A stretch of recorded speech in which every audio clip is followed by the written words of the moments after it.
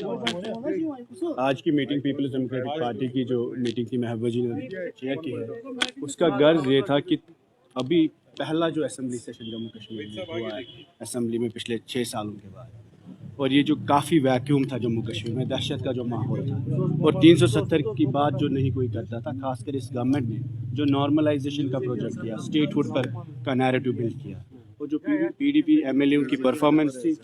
उस पर आज बात हुई। और कोशिश ये होगी कि जम्मू कश्मीर में पॉलिटिक्स को रिवाइव करने की कोशिश होगी बिना डर और दहशत के। और ये जो नॉर्मलाइजेशन है,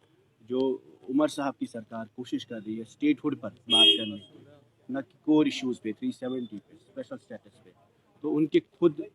अल्फाजों में बहुत तजाद है, उनके रेजोल्यूशन में तजाद है, और उनके ये जो शुरुआत है जम्मू कश्मीर में कि गवर्नेंस पे ही और डीपोलिटिसाइज करने का जो इनिशिएटिव उठाया, तो उस पर बात हुई। और हमारी कोशिश होगी पीपल्स डेमोक्रेटिक पार्टी की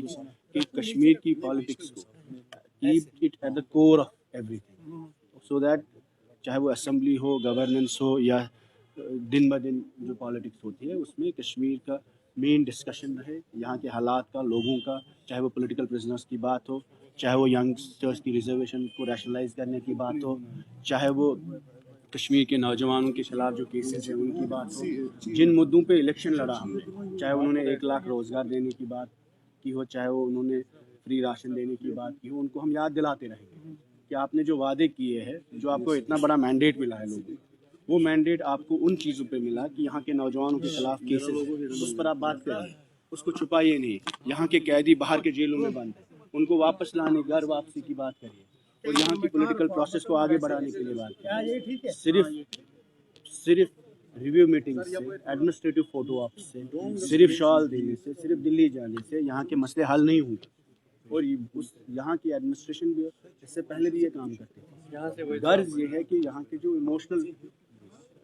इश्यूज हैं कश्मीर के 370 को लेकर, 35A को लेकर, जो डेमोग्राफिक इश्यूज है,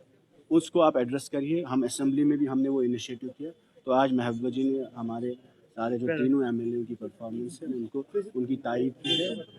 and we have decided that we will continue to work